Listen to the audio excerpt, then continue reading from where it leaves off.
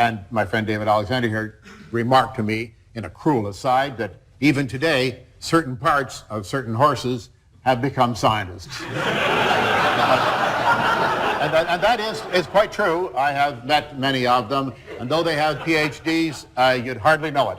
I've just come back from, I won't mention where, it's a project that's ongoing at the moment, and I have seen that principle at work. And I must share with you another thing, while in passing. I have a theory. This is only a theory, folks, unproven, but observations so far tend to support its possible validity.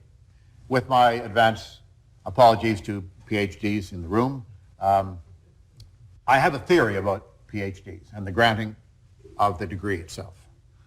I'm only outside the field, not an academic, so I observe as a curious observer. I have many times seen films of, and on a couple of occasions actually attended, ceremonies where PhDs are created. They are created, you know. The PhD itself is earned, but then the person who has passed all of the tests and done all the right things in the right way and has been approved doesn't become a PhD until one significant moment in history where a roll of paper, usually with a red or a blue ribbon around, is pressed into his or her hand.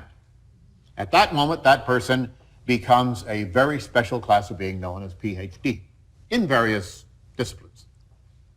Now, I have noted at those ceremonies, and perhaps you have noted it as well and wondered about it yourself, that the man who gives out those rolls of paper wears gloves.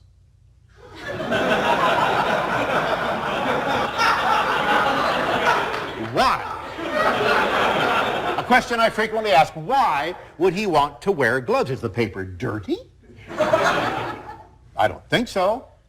Is there something about that roll of paper, or perhaps the ribbon, that he doesn't want to contaminate? He doesn't want it to touch his skin.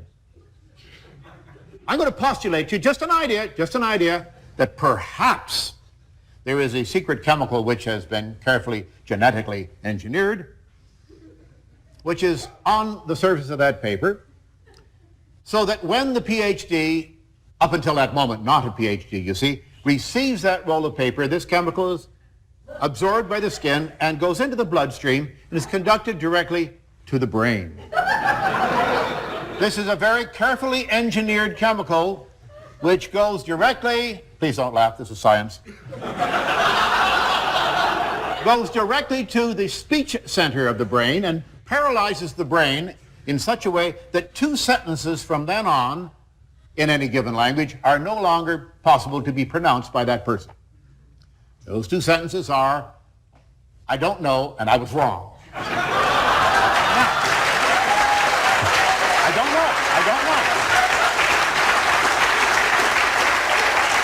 I honestly don't know about that. However, my observations of the situation are that I've never heard any PhD utter either one of those sentences.